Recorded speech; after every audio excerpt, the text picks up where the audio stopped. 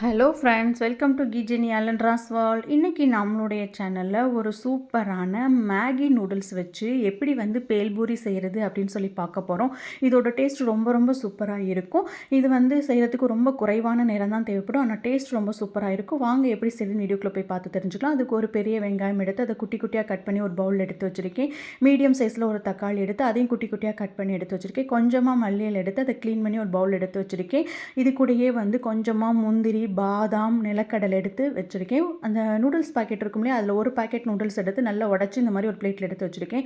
ஒரு பாத்திரத்தை எடுத்து அடுப்பில் வச்சு நல்லா சூடு பண்ணிடலாம். அது நல்லா சூடான பிறகு நம்ம எடுத்து வச்சுருந்த முந்திரி, பாதாம், நிலக்கடலை எல்லாத்தையும் சேர்த்து நல்லா என்ன செஞ்சுக்கலாம் அப்படின்னா ட்ரை ரோஸ்ட்டு பண்ணிடலாம். இது நல்லா உங்களுக்கு கோல்டன் கலரில் ஃப்ரை ஆகி வரணும். பாருங்கள், நல்லா கோல்டன் கலரில் ஃப்ரை ஆகி வந்துருச்சு. ஸோ இந்த அளவுக்கு இது ரோஸ்ட் ஆன பிறகு இதை நம்ம என்ன பண்ணிடலாம் அப்படின்னா வேறு ஒரு பாத்திரத்துக்கு மாற்றிடலாம்.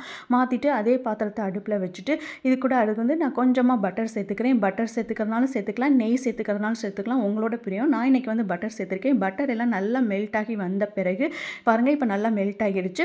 இப்போ நம்ம எடுத்து வச்சுருந்தோம் இல்லையா பிளேட்டில் அந்த நூடுல்ஸ், அதை இது கூட ஆட் பண்ணிடலாம். ஆட் பண்ணிவிட்டு இந்த பட்டர் எல்லா இடத்துலையும் நூடுல்ஸோட நல்லா மிக்ஸ் ஆகிற மாதிரி நல்லா ஃப்ரை பண்ணிக்கலாம். மீடியம் ஃப்ளேமில் வச்சுக்கலாம். இது நல்லா உங்களுக்கு ஃப்ரை ஆகி வரணும். அப்போ தான் அது சாப்பிடும் பொழுது நல்ல டேஸ்ட்டாக இருக்கும். கோல்டன் கலரில் நல்லா ஃப்ரை ஆகி வரணும். அப்போ தான் இது சாப்பிடும் பொழுது உங்களுக்கு நல்லா டேஸ்ட்டாக இருக்கும். இந்த அளவுக்கு நல்லா என்ன செஞ்சிடணும் அப்படின்னா ஃப்ரை பண்ணிடலாம். இப்போ இது நல்லா ரோஸ்ட் ஆகிடுச்சு. ஸோ நம்ம என்ன பண்ணிடலாம், ஸ்டவ்வை ஆஃப் பண்ணிவிட்டு இது கூட நம்ம என்ன செய்யலாம்னா மசாலா ஐட்டம் சேர்க்க போகிறோம். ஃபஸ்ட்டு நம்ம ரோஸ்ட் பண்ணி வச்சுருந்த முந்திரி, பாதாம், நிலக்கடலை எல்லாத்தையும் இதெல்லாம் சேர்த்துட்டு நல்லா எல்லாத்தையும் என்ன செஞ்சுக்கலாம் அப்படின்னா மிக்ஸ் பண்ணி விட்டுக்கலாம். இது கூட மசாலாக்கு வெங்காயம், தக்காளி சேர்க்க போகிறோம்ல, அதுக்கு தேவையான அளவு கொஞ்சமாக சால்ட்டு சேர்த்துக்கலாம். சால்ட்டே இப்போ நல்லா சேர்த்தாச்சு. இதுக்கு அடுத்து நம்ம என்ன பண்ண போகிறோம்னா அந்த மேகி நூடுல்ஸ் பாக்கெட்லேயே ஒரு மசாலா இருக்கும் இல்லையா, அது இது கூட என்ன செஞ்சிடலாம் அப்படின்னா ஆட் பண்ணிடலாம். ஆட் பண்ணிவிட்டு காரத்துக்கு கொஞ்சமாக நான் மிளகாய்த்தூள் ஆட் பண்ணியிருக்கேன். இது எல்லாத்தையும் நல்லா ஈவனாக எல்லா இடம் ஸ்ப்ரெட் ஆகிற மாதிரி நம்ம என்ன பண்ணிக்கலாம் அப்படின்னா மிக்ஸ் பண்ணி விட்டுக்கலாம். அடுத்ததாக இது கூட நான் என்ன சேர்க்க போகிறோம் அப்படின்னா வெங்காயம் கட் பண்ணி வச்சுருந்தோம் இல்லையா, அந்த வெங்காயத்தை சேர்த்துடலாம்.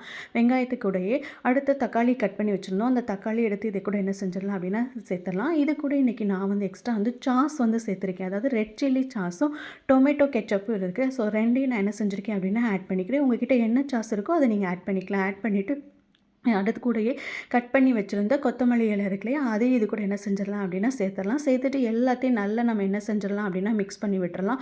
எல்லாமே நல்லா என்ன செய்யணும் அப்படின்னா அந்த சாஸ் எல்லாம் எல்லா நூடுல்ஸ்லையுமே நமக்கு நல்லா என்ன வரணும் அப்படின்னா ஸ்ப்ரெட் ஆகணும். அப்போ தான் அதோட டேஸ்ட்டு சாப்பிடும்போது நல்லா இருக்கும். பாருங்கள், நம்மளுடைய மேகியில் நம்ம செஞ்ச பேல்பூரி ரெடி ஆகிடுச்சு. இதோட டேஸ்ட் ரொம்ப ரொம்ப சூப்பராக இருக்கும். குழந்தைங்க கூட விரும்பி சாப்பிடுவாங்க. கண்டிப்பாக இந்த ரெசிபியை நீங்கள் உங்கள் வீட்டில் ட்ரை பண்ணி பாருங்கள். ரொம்ப டிஃப்ரெண்ட்டான, ரொம்ப ஈஸியாகவும் செஞ்சிடலாம், ரொம்ப டிஃப்ரெண்ட்டான டேஸ்ட்டில் இருக்கும். கண்டிப்பாக இந்த ரெசிபி உங்கள் வீட்டில் ட்ரை பண்ணி பார்த்துட்டு எப்படி இருந்துச்சுன்னு மறக்காமல் கமெண்ட் பண்ணுங்கள். தேங்க்ஸ் ஃபார் வாட்சிங்.